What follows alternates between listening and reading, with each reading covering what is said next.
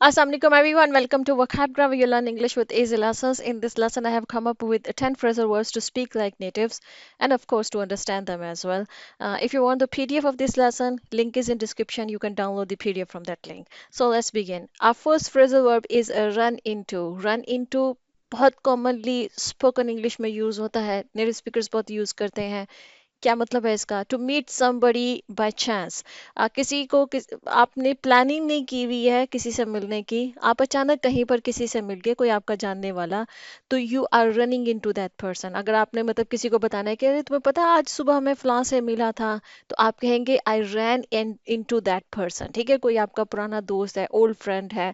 ठीक है, I ran in to my old friend in the market. ठीक है, मार्केट में मैं जो है ना वो अपने पुराने दोस्त से मिला. ठीक है, अचानक से मिल लेना किसी के साथ, प्लानिंग नहीं थी. जैसे कि yesterday I ran into my boss at the restaurant, कि मैं कल जो है ना अपने बॉस से अचानक रेस्टोरेंट में मिला. ठीक है, आप भी रेस्टोरेंट में गए, वो भी वहां पर मौजूद है, तो you ran into that person. ठीक है, रन इनटू का ये मतलब होता है.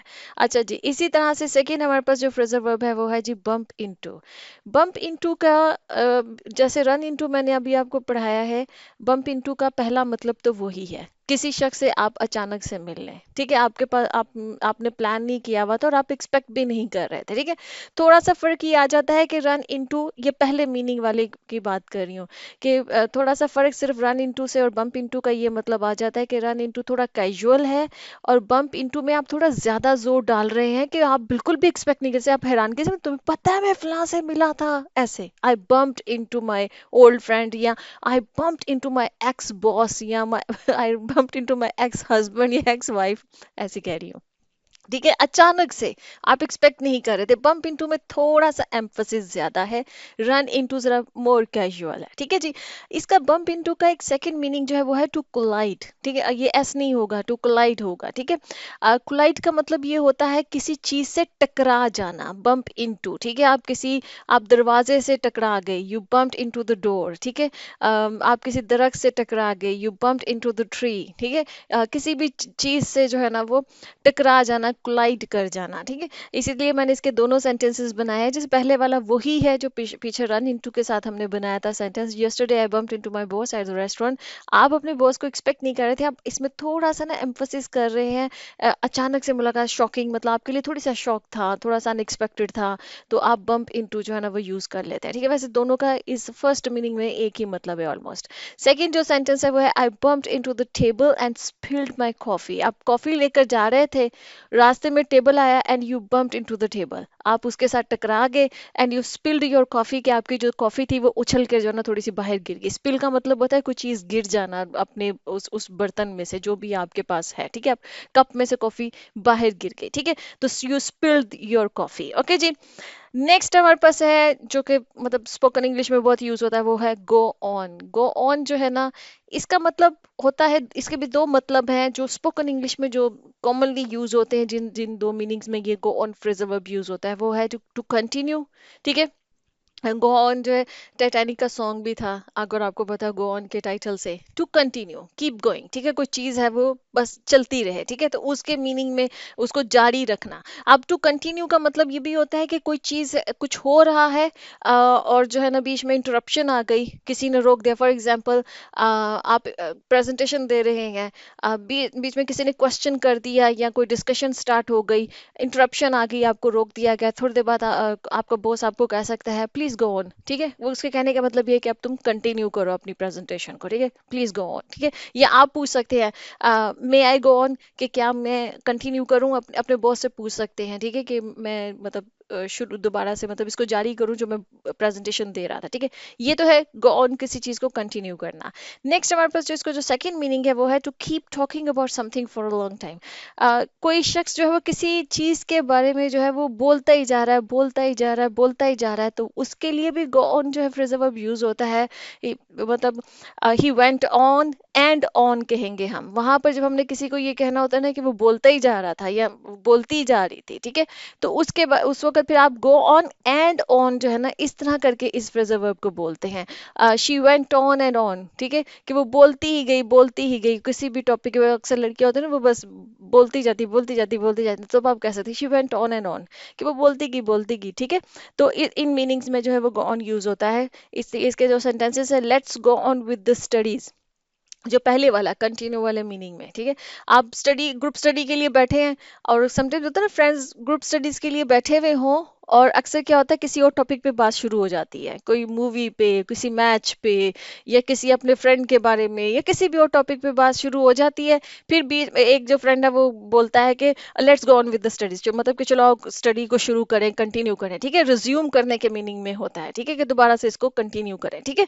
तो ये तो पहले मीनिंग में। तो सेकंड मैंने आपको कहा कि बोलते ही रहना, तो उसके बारे में उसमें ये सेंटेंस है, he went on and on about his new car, मतलब वो अपनी कार के बारे में, कुछ लोगों को शो ऑफ करने का होता है ना, तो अगर उसने नई कार खरीदी है तो he went on and on, ठीक है, कि वो बोलता ही गया अपनी कार के बारे में, या उसको कोई नई जॉब मिली है, या उसने कोई ट्रिप लिया है, या किसी लड़की के बारे में कहना चाह रहे हैं कि वो किसी अपनी बात के बारे में बोलती गई, तो she went on and on about her new jewellery और वट एवर, ठीक है, किसी भी चीज के बारे में, ठीक है, बोलती गई, ठीक है जी। अच्छा जी। नेक्स्ट हमारे पास है वो है जी पुट अप विद। ये भी बहुत कॉमन फ्रेजल वर्ब है, नेटिव स्पीकर्स भी बहुत यूज करते हैं इस फ्रेजल वर्ब को। स्पोकन इंग्लिश में ये यूज होने वाले सारे फ्रेजल वर्ब्स हैं, ठीक है। पुट अप विद का मतलब होता है टू टॉलरेट और endure something unpleasant. Put up with something means कि आप उस चीज को बर्दाश्त कर रहे हैं, आपको कोई चीज पसंद नहीं है, and you are putting up with that thing, या उस इंसान को, किसी पुट अप विद समवन भी हो सकता है, ठीक है, किसी सिचुएशन के लिए भी आप कह सकते हैं कि आप पुट अप कर रहे हैं। पुट अप विद मीन्स कि आप उसको टॉलरेट कर रहे हैं, आप उसको बर्दाश्त कर रहे हैं, ठीक है। ये किसी इंसान को भी कह सकते हैं, ठीक है। जैसे किसी शख्स की अगर बीवी जो है वो बड़ी नैगिंग किस्म की है, तो कहते हैं how you putting up with your nagging wife, कि तुम अपनी वाइफ को कैसे टॉलरेट कर रहे हो, इतना नैग करती है। नैग करने वाली खवातीन वो होती हैं जो बहुत ज्यादा शिकायत करती है, बार बार तुमने ये नहीं किया, तुमने वो नहीं किया, ये अच्छा नहीं हुआ, वो अच्छा नहीं हुआ, ठीक है। तो ऐसा इंसान जो है ना वो नैगिंग पर्सन होता है, ठीक है। तो या कोई अपने हस्बैंड को कैसे कि how how are you putting up with your toxic husband, या सो बॉसी हस्बैंड, जो इतना बॉसी किस्म का हस्बैंड है, उसको कैसे बर्दाश्त कर रहे हो या टॉलरेट कर रहे हो, ठीक है। तो पुट अप विद समवन या समथिंग होता है आप उस चीज को बर्दाश्त कर रहे हैं, या उस इंसान को बर्दाश्त कर रहे हैं, ठीक है।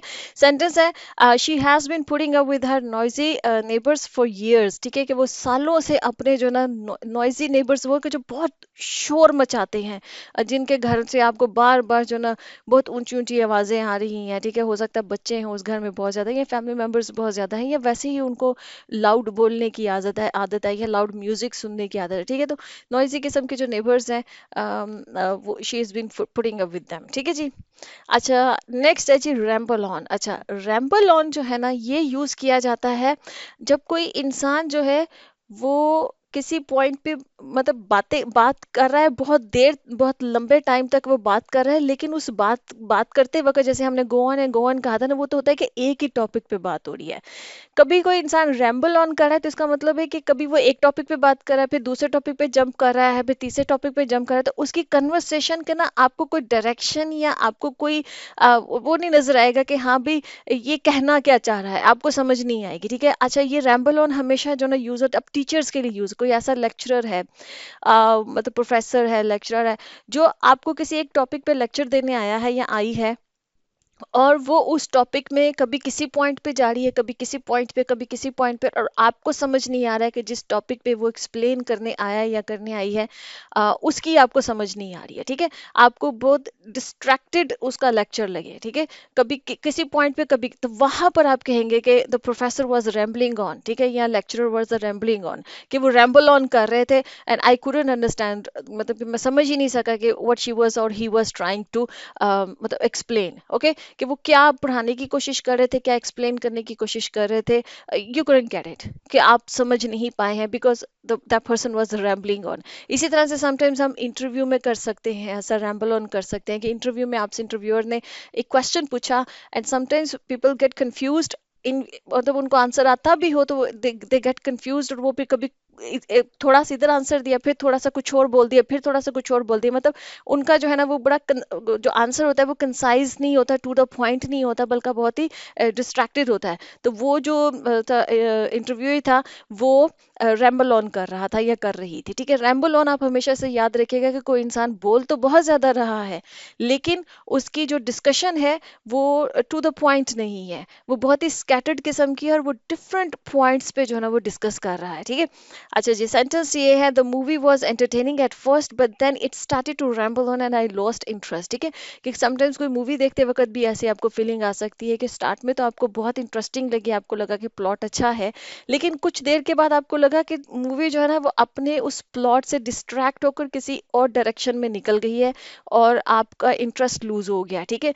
वो मतलब उस प्लॉट पे नहीं थी जिस प्लॉट पे वो स्टार्ट हुई थी, जो आप एक्सपेक्ट कर रहे थे कि अच्छा ये इस डायरेक्शन में मूवी जाएगी, ठीक है। तो अगर वो डिस्ट्रैक्ट हो गई है तो इसका मतलब है कि मूवी वॉज रैम्बलिंग ऑन, ठीक है जी। अच्छा जी, नेक्स्ट हमारे पास वर्ड है, वो है वर्ब, सॉरी, फ्रेजल वर्ब है, वो है जी गेट ओवर। गेट ओवर भी बहुत कॉमनली यूज होने वाला फ्रेजल वर्ब है, स्पोकन इंग्लिश में स्पेशली, और इसका मतलब होता है to recover and move on from a difficult situation.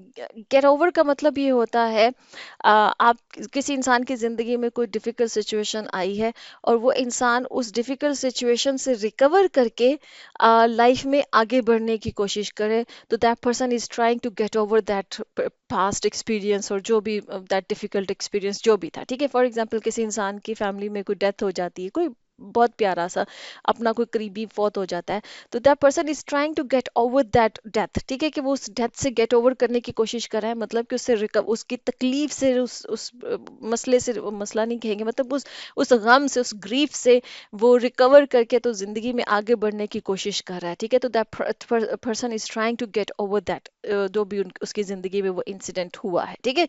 जैसे कि अच्छा, ये ब्रेकअप के लिए बहुत ज्यादा ये गेट ओवर जो है ना फ्रेजल वर्ब यूज हो रहा होता है, ठीक है। नॉर्मली लोग ना ब्रेकअप के टाइम पे बहुत ज्यादा बोलते हैं, जैसे कि it took him a long time to get over the breakup, उसको बहुत लंबा टाइम लगा अपने उस ब्रेकअप को भूल कर उसे रिकवर करके तो जिंदगी में आगे बढ़ने का मतलब बहुत लंबा टाइम लगा, ठीक है। अच्छा, अक्सर लोग ये भी कहते हैं जब कोई इंसान बहुत ब्रेकअप में हो और बहुत ज्यादा तकलीफ में हो, तो अक्सर लोग कहते हैं don't worry you will get over हर, ठीक है। कि परेशान मत हो, तुम उसे भूल जाओगे, ठीक है। या गेट ओवर हिम, के तुम उसे भूल जाओगे, ठीक है। तो ये गेट ओवर ज्यादातर जो है ना ब्रेकअप के लिए यूज है, पर कोई भी डिफिकल्ट सिचुएशन आप कह सकते हैं, कोई कोई पास्ट एक्सपीरियंस, कोई भी ऐसा एक्सपीरियंस जो कि अनप्लेजेंट था किसी इंसान की जिंदगी में। अच्छा जी, नेक्स्ट हमारे पास फ्रेजल वर्ब है, वो है जी ब्रेक डाउन। अच्छा, ब्रेक डाउन जो है ना ये हम यूज करते हैं, ज्यादातर ये यूज होता है आपकी गाड़ी के लिए। कहीं पर कोई व्हीकल है, कोई वैन है, कार है, बाइक है, वो कहीं पर जो है ना अगर वो चलना बंद कर दे, गाड़ी आपकी चलना बंद कर दे, तो आप कहेंगे माई कार ब्रोक डाउन, ठीक है। कि मेरी कार जो है ना वो अचानक से चलना उसने बंद कर दिया है। अच्छा, गाड़ियों के अलावा जो है, व्हीकल्स के अलावा जो है, ये कोई भी मशीन होती है ना जो हम यूज करते हैं, कोई भी मशीन हो सकती है, ठीक है। अगर वो चलना बंद कर दिए तो उसके लिए भी ब्रेक डाउन जो है ना वो फ्रेजल वर्ब यूज होता है, ठीक है। इसी तरह से सेंटेंस है the car broke down on the highway, जो कार थी वो मतलब हाईवे पे जल्दी जल्दी बंद हो गई, तो कार का बंद हो जाना जो होता है वो आप किसी भी व्हीकल का, तो वो ब्रेक डाउन होता है, ठीक है जी। अच्छा जी, नेक्स्ट हमारे पास है वो है जी कम अक्रॉस।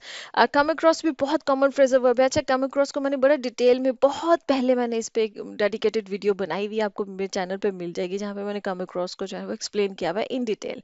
इसका जो मतलब नटशेल में इसका जो मैं आपको मीनिंग बता दूं, तो वो यही है कि किसी अनएक्सपेक्टेड चीज को ढूंढ लेना या एनकाउंटर कर लेना, मतलब कि आप एक्सपेक्ट नहीं कर रहे थे, तो कोई चीज आपको अचानक से मिल गई। वो कोई चीज फिजिकल चीज भी हो सकती है, और कोई मतलब इंटेंजिबल चीज भी हो सकती है, जैसे कि कोई आइडिया अचानक से आपके माइंड में आया, you came across that idea, आप आपके दिमाग में वो आया, आपने वो ढूंढा या आपने फिगर आउट किया उस आइडिया को, ठीक है।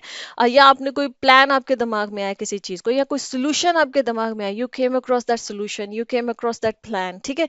कोई आइडिया, कोई प्लान, या कुछ जो कि अचानक से आपके माइंड में आए, तो उसके लिए भी जो है ना वो come across phrasal verb use होता है। या आपको कहीं पर कोई चीज मिल गई, जैसे इसी तरह से मैंने इसका जो सेंटेंस था वो ये था कि I came across an old photo album while cleaning the store. आप स्टोर घर का जो ना वो जैसे होता है ना, उसको आप क्लीन कर रहे थे, तो वहां पर आपको कोई ओल्ड जो है ना वो फोटो एल्बम मिल गया, कोई बचपन का पुराना, ठीक है, जिसमें आपके बचपन की तस्वीरें वगैरह है, तो you came across that album. इसी तरह से मतलब स्टोर में हो सकता है, किसी कमरे में हो सकता है कहीं पर भी कोई ड्रॉअर या कबर्ड आप जो है वो साफ कर रहे थे और वहां पर आपको जो है ना वो ओल्ड फोटो एल्बम जो है वो मिल गया, तो इसको आप कहेंगे you came across that photo album. Okay जी। नेक्स्ट हमारे पास है वो है जी सेटअप। अच्छा, सेटअप जो है ना ये यूज होता है टू अरेंज और एस्टेब्लिश, किसी चीज को अरेंज करना, जैसे कोई मीटिंग को अरेंज करना, you are setting up that meeting, या कोई पार्टी अरेंज करना, you are setting up that party. ठीक है। इसी तरह से जैसे कुछ लोग जो होते हैं वो अगर जब अपना बिजनेस स्टार्ट करते हैं तो वो अक्सर लोग कहते हैं ना कि I am planning to set up my own business. तो सेटअप करना मतलब किसी चीज को एस्टेब्लिश करना या किसी चीज को अरेंज करना। ठीक है, तो उस चीज को आप सेटअप कर रहे हैं। ठीक है। जैसे कि सेंटेंसेस, इसीलिए मैंने इसके दो सेंटेंसेस बनाए हैं कि he set up a meeting to discuss the project, उसने मीटिंग अरेंज की ताकि हम उस प्रोजेक्ट को डिस्कस कर सके। या I am setting up a birthday party for her, कि मैं उसके लिए जो ना वो एक बर्थडे पार्टी अरेंज कर रहा हूँ। तो अरेंज के मीनिंग में आ सकता है जैसे कोई लोग बिजनेस वगैरह अपना जो है वो स्टैब्लिश करने की कोशिश करते हैं, तो उसके लिए भी सेटअप होता है कि he setting up his own business, वो अपना बिजनेस जो है वो सेटअप कर रहा है। या ही सेटिंग अप लॉ फर्म, कि वो अपनी एक लॉ फर्म जो है वो सेटअप कर रहा है, मतलब एस्टेब्लिश कर रहा है। ठीक है, जो भी इस तरह के काम होते हैं। अच्छा जी, नेक्स्ट हमारे पास है वो है जी फिल इन।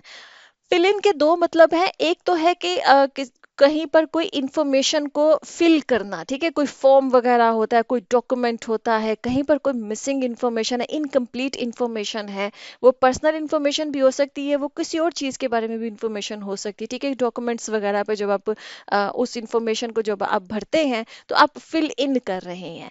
इसके अलावा जो सेकंड इसका मीनिंग है वो है जी कि कोई इंसान थोड़ी देर के लिए अपनी किसी पोजीशन पे अवेलेबल नहीं है, तो उसकी जगह पर कोई दूसरा इंसान उस पोजीशन पे काम कर रहा है, तो फॉर द मतलब कि short period of time temporarily, तो उसका मतलब है कि दूसरा इंसान जो है ना वो फिल इन कर रहा है। ये फिल इन जो फ्रेजल वर्ब है ये ज्यादातर वर्क प्लेसेस पे यूज होता है, बहुत ज्यादा। ठीक है, किसी इंफॉर्मेशन को भरना, किसी डॉक्यूमेंट पे, किसी जो है ना फॉर्म वगैरह पे, तो फिल इन करें, you're filling up that, filling in that information. ठीक है, इसी तरह से कोई इंसान जो है वो किसी दूसरे इंसान की जगह पर थोड़ी देर के लिए जो है वो काम कर रहा है, तो वहां पर भी फिल इन होता है। जैसे कि please fill in the form with your personal information, कि इस फॉर्म पे आप अपनी पर्सनल इंफॉर्मेशन जो है वो उसको फिल इन कर दीजिए, उसको भर दीजिए। या can you fill in for me at the meeting tomorrow. अब ये बॉस पूछ सकता है, बॉस हो सकता है बिजी हो। ठीक है, तो वो अपने जो नंबर टू होगा उसका, अपना बॉस का, अपने नंबर टू को कह सकता है कि तुम फिल इन कर दो मेरी जगह पर कल की जो मीटिंग है,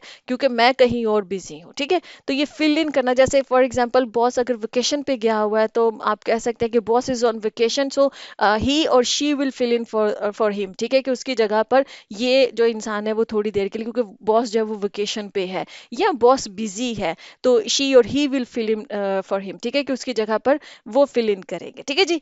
ओके जी फ्रेंड्स, यहाँ पर जो वो मतलब ये लेसन जो है वो खत्म होता है। आई होप कि आपने इंटरेस्टिंग फ्रेजल वर्ब्स जो है वो सीखे हैं, इनको याद कीजिए, इन फ्रेजल वर्ब्स को अपनी जो है वो स्पोकन इंग्लिश में इस्तेमाल कीजिए। And I see you next session. अल्लाह हाफिज़।